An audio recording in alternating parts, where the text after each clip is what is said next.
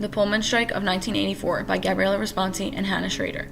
The Pullman strike began on May 11, 1984, and it spread across the western United States. The strike was initiated by the ARU, American Railway Union, against the Pullman Company and the federal government.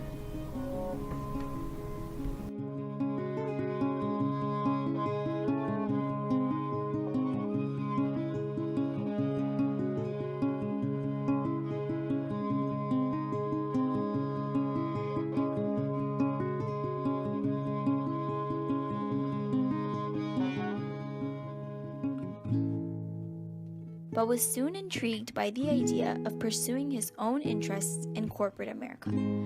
Over time, he initiated the successful Pullman Palace Car Company, where he mass-produced the Pullman sleeping car, which was a luxurious special train car that revolutionized railroad travel forever. Of his town Pullman, located in Illinois, the ideologies he put forth as a businessman, and the resentment demonstrated towards him during the infamous Pullman strike, George Pullman can be deemed a robber baron because he was defined by greed for wealth and the practice of corruption. George Pullman invented the sleeper car. The car is attached to a railway car. It was luxurious and meant for upper class or rich people. George Pullman made a town named after himself called Pullman, Illinois, where his factory is. He figured by doing this he could control costs and pump money he was paying to his own workers back into his own pocket. He controlled the town tightly, including freedom of the press. By 1890s, he has made millions of dollars doing this. The economic recession of 1893 was called the Panic of 1893, which meant Pullman would not be making as much money as before. Because of this, he decided to cut the wages of his workers, so he could keep his profits the same at the Pullman Palace Car Company. His workers continued to do the same amount of work they were doing prior to that day, but they were being paid a lot less to do so. Pullman did not have anything to do with his workers. He did not want to negotiate with them or anything. He said, "If you do not like it, hit the road." The workers decided to go on strike because of this, but they are not in a union, so therefore it is called a wildcat strike. All 4,000 workers walked out, thinking this would bring George Pullman to the negotiation table.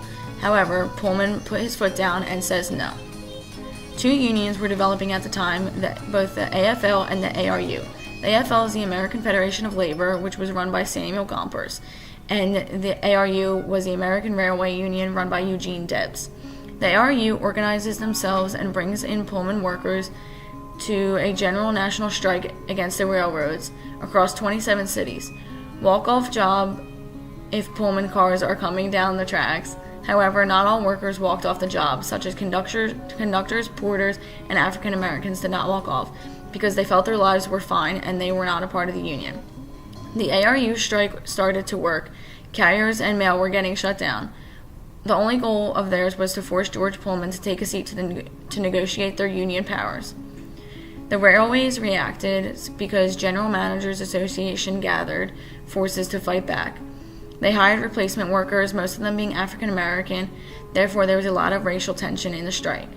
The strike was eventually put down by Grover Cleveland in the federal government, which included 12,000 U.S. federal troops that were called up. Grover Cleveland appointed a national commission to study what caused the strike of 1894. They went city by city breaking strikes to get railroads open.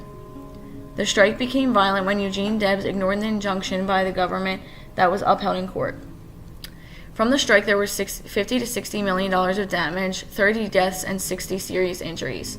This is a good example of the way the federal government sided with big businesses and the railroad companies. Although Eugene Debs' first trial was dismissed, Debs eventually was sent to prison for violating the first federal injunction for a period of 6 months. At the end of the day, the strike failed because the workers never really took action to form a powerful, unskilled labor union, nor did they get George Pullman to sit down for a negotiation. The Pullman strike was a loss for those in the union, but also a loss for George Pullman.